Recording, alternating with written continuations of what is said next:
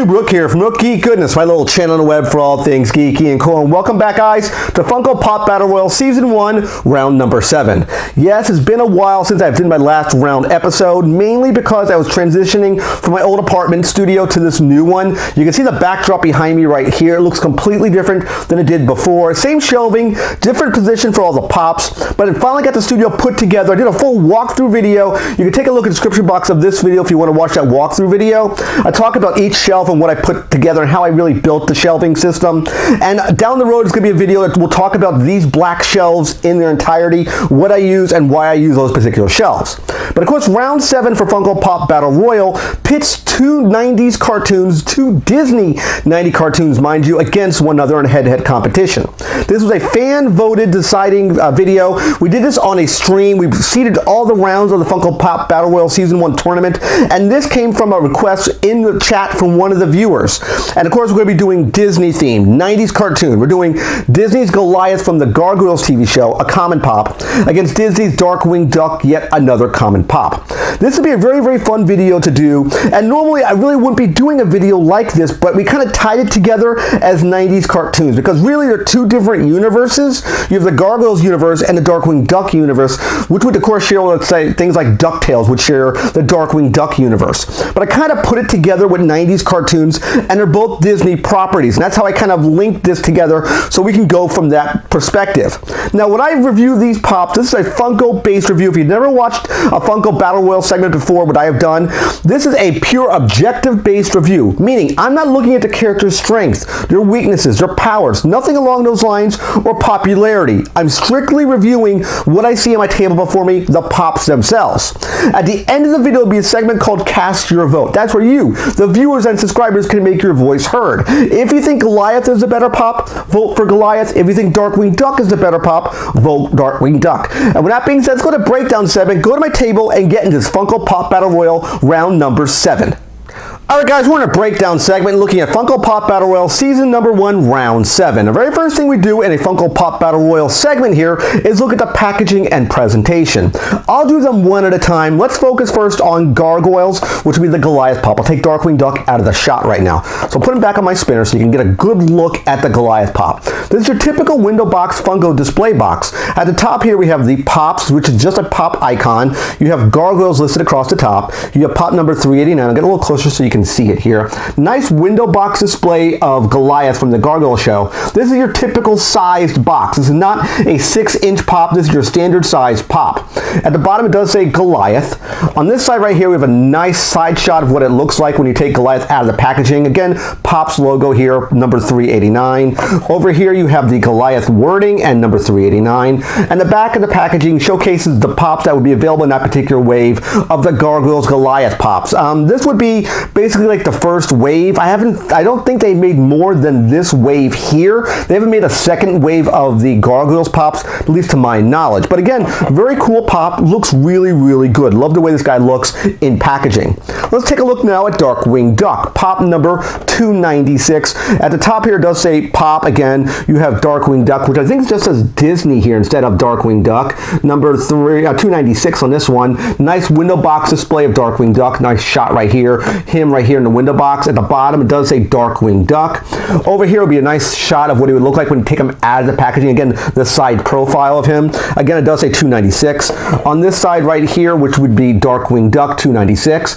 And the back of the packaging would have a purplish motif, kind of based on his purplish costume that we've seen in the cartoon before. And again, he also showcases the pops that would have been in that particular wave.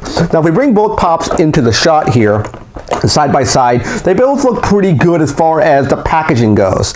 If we come here, come over this side, again we have more of a dark background for Goliath compared to the more purpley background for Darkwing Duck.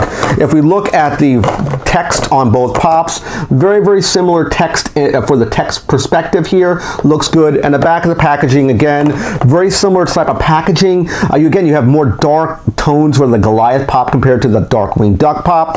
I think that they're pretty much tied when it comes to the packaging and presentation.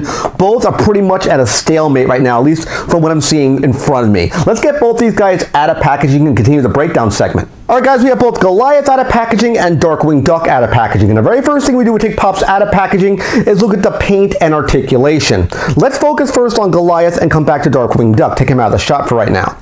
Goliath here looks very, very good. Very reminiscent from his cartoon counterpart.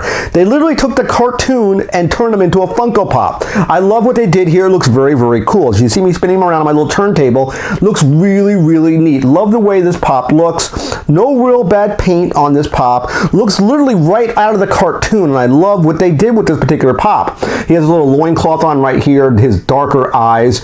The wings look really, really cool, and he does sport a tail that's curving around the backside right here.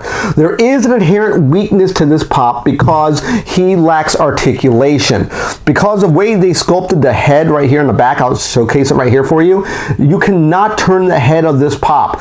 It tries to turn, but you can't get anywhere because of this hindrance right here. And that big wingspan probably is not really helping a whole lot because it keeps clipping the wings right here because this is part of the sculpt. So to me, that would be an inherent disadvantage of this Pop looking at the objective based approach for this video series. So again, looks really, really cool. Sort of this grayish black motif. Love the way he looks. Let's take him out of the shot right now and focus on Darkwing Duck, who's a much smaller Pop, as you can see here. Does sort of showcase the big brimmed hat that he's known for in the cartoon. Love the way that looks here. Looks really, really good. His really cool purple cape that dangles across his back.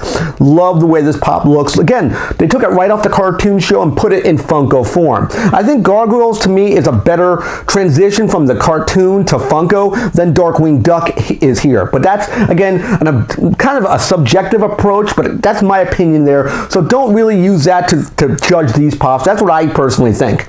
But again, he looks really, really good. His wide brim hat, you can see right here. Now, he does have articulation. His head will spin 360 with no hindrance. So to me, if we compare both Pops right here, he gets the advantage when it comes to articulation. Just take note of that, please. He does showcase his mask right here under the brim of the hat, which is kind of concealed because the hat is sort of bending down a little bit. His big bill that sort of sticks off literally almost to where the front of the hat would be. So again, very good rendition of this character coming from, in this case, the cartoon to vinyl figure form. Love the way both these Pops look. Now, one thing to take note here that we have to talk about the elephant in the room is this idea of scale. Goliath is a bigger Pop compared to Darkwing Duck. That, in my opinion, is an advantage, at least in this perspective. Take note of that as well. Again, both Pops from this perspective here, let's go over it so you can see what it looks like from the side. And we'll come from this side right here as well. You can see he is a bit taller. The back, he is a bit more beefier, more bulkier Pop compared to Darkwing Duck. So again, please take note of that when you go to cast your vote. But again, both Pops look really, really good. One thing I didn't touch base on Darkwing Duck, he does have his yellow billed feet right there, and he has a sort of a bluish teal collar. I didn't mention that before. But again, both Pops look really, really good. So let's head over to cast your vote now and wrap up this video. Alright guys, time to cast your vote. Who do you think won Round 7's competition? Was it Disney's Goliath from the Gargoyles TV show? Or was it Darkwing Duck from the Darkwing Duck TV show? Both these Pops are very, very cool, and I like both cartoons growing up as a kid. Now, as we talk about strengths and weaknesses for Pops, definitely the limited articulation for Goliath would be a weakness. You can't turn his head all the way around just because of how big the wingspan is and how thick his head sculpt is. That to me is a weakness based on the Pops themselves. Darkwing Duck didn't have that issue, so please take that in mind when you cast your votes in this segment. I hope you do like Round 7's competition. Remember to click the like button at the bottom of the page, click the subscribe button which pictures my face. When you subscribe to the channel, click the bell icon to be notified of latest videos. And of course, last but not least, you can click windows over here to watch more of my videos. Take care guys, see you next video, and bye-bye.